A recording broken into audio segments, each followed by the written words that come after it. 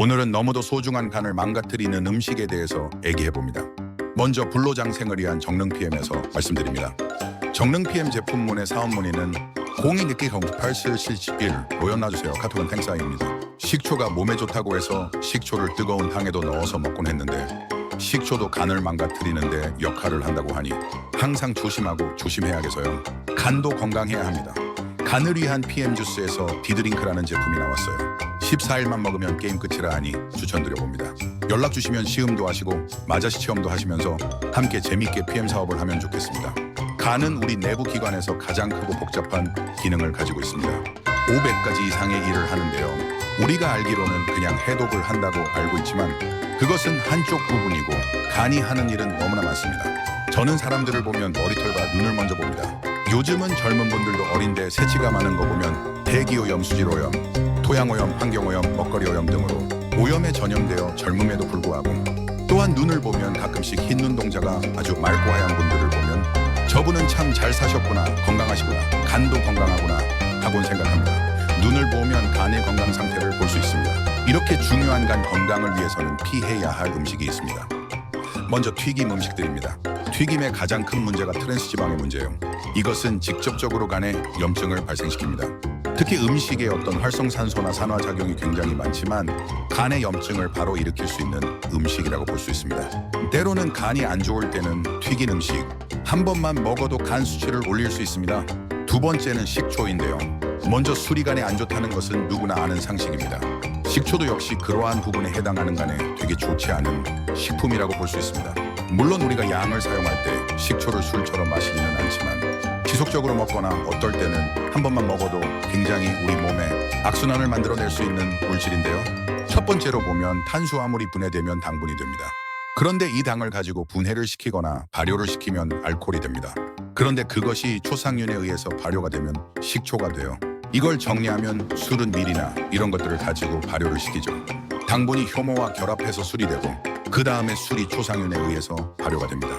이것은 공기와 접촉하냐 접촉하지 않냐에 따라서 달라지기도 하지만 단계로 치면 1단계가 그 당분이 되고 2단계가 술이 되고 3단계가 식초가 된다. 이렇게 보시면 됩니다. 과정 중에 하나라고 보시면 돼요. 어떤 분들은 그 발효가 되는 양상이 다르기 때문에 식초가 괜찮다라고 말할 수 있지만 실제로 식초를 계속 먹게 되면 간이 손상을 입어요. 그래서 간의 해독작용이 무너지게 됩니다. 그리고 우리 세포의 균형이 깨져버려요. 미토콘드리아나 세포의 유전자의 균형이 깨지면서 혼란이 오게 됩니다. 특별히 이것이 간에서는 해독을 해야 될 물질로 인식을 하게 돼요. 세 번째는 음료수입니다.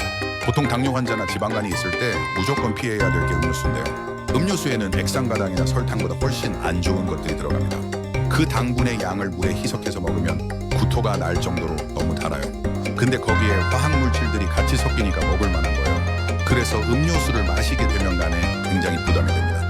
그리고 간에 지방이 형성될 수 있습니다. 그리고 거기에는 그 당분 만들어가는 게 아니라 화학물질들이 정말 많이 들어가요. 화학물질과 액상과당, 설탕, 합성 첨가물, 그 다음에 보존제 등 어마어마하게 들어가요. 식품 첨가물의 개수를 이렇게 봤더니 549종이나 됩니다. 그런데 여기에는 간이 안 좋은 분들이나 환우분들이 좀 먹지 말아야 할 것이 너무나 많아요. 건강한 사람들에게도 해로운데 몸에 병이 있을 때는 한 번만 마셔도 심각한 결과를 초래할 수도 있습니다. 젊을 때는 콜라사이다 오렌지 주스 대놓고 마셨는데 이제 이런 정보를 보면서 음료는 최대한 줄여야겠습니다. 그런데 PM 주스는 달지만 7년 이상을 먹어도 당뇨에 걸리지 않습니다. 왜 그럴까요? 연락 주시면 PM 주스의 비밀을 알려드리겠습니다. 네 번째, 설탕입니다. 우리가 설탕을 퍼먹는 일은 거의 없습니다. 설탕이 들어간 음식들을 먹어요. 대부분의 음식들이나 빵이나 종류를 보면 설탕 덩어리예요. 도너츠라든지 빵이라든지 설탕이 없으면 맛이 없습니다. 설탕이 우리 몸에서 분해가 될 때 과당과 포도당으로 분해됩니다. 위에서 소화되는데 과당은 간에서 처리가 돼요. 그래서 설탕을 먹게 되면 간이 힘든 거예요. 간이 안 좋은 분들이 설탕을 먹으면 피곤해지는 거예요. 그런 경험을 혹시 하셨는지 모르겠지만 피곤했을 때 가만히 검토해 보시고 설탕이 많이 들어간 빵이나 음식을 먹었다면 그게 원인일 수 있습니다. 이때 과당이 간에 주는 부담은 에탄올이 간에 주는 영향과 똑같아요. 그래서 설탕을 먹는 것과 때로는 술을 마시는 것이 거의 흡사할 때가 있습니다. 여성분들이 나는 술을 안 마시는데 왜 간암에 걸렸지 하는 분들이 종종 있습니다. 그분들의 대부분은 빵을 많이 먹는다든지 설탕이 들어간 음식을 많이 먹는다든지 하면 술을 먹은 것과 비슷한 결과를 만들어냅니다. 단 거 좋아하면 인생 종칠 수 있습니다. 단 거를 줄입시다. 다섯 번째는 가공육입니다. 육식도 간에 안 좋은데 가공육에는 방부제가 들어가거든요. 예쁘게 색깔을 바꾸는 발색제 성분이 간에 악영향을 초래해요. 그리고 동물성 지방의 함량이 높아서 간을 손상시킵니다. 동물성 지방은 담즙을 과하게 분비시켜요. 그러니까 가공육은 한 번만 먹어도 안 된다고 생각하시면 됩니다. 여섯 번째, 영양제와 약물입니다. 영양제를 사용하거나 혹은 약물을 사용했을 때 때로는 간을 치명적으로 영향을 끼칠 수 있습니다. 화학적이든 식물성이든 어떤 특정 부분만 추출한 영양보조제들은 간에 무리를 줘요. 비타민, 칼슘 보조제 등 좋다고 먹어왔던 노니 주스라든지 그런 것들은 간에 치명적일 수도 있습니다. 그래서 식물성이든 화학적이든 간에 손상을 입히는 것은 흡사합니다. 하지만 화학적인 게 더 심하겠죠.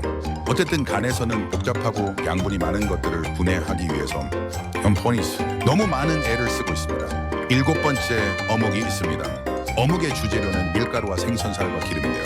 어묵을 먹게 되면 간에 직접적인 손상을 끼쳐요. 더군다나 어묵에서도 기름에 튀긴 거라든지 그런 건 더 안 좋고요. 계속 먹게 되면 간에 지방이 형성될 뿐만 아니라 많은 독소를 만들어 몸에 부담을 주게 됩니다.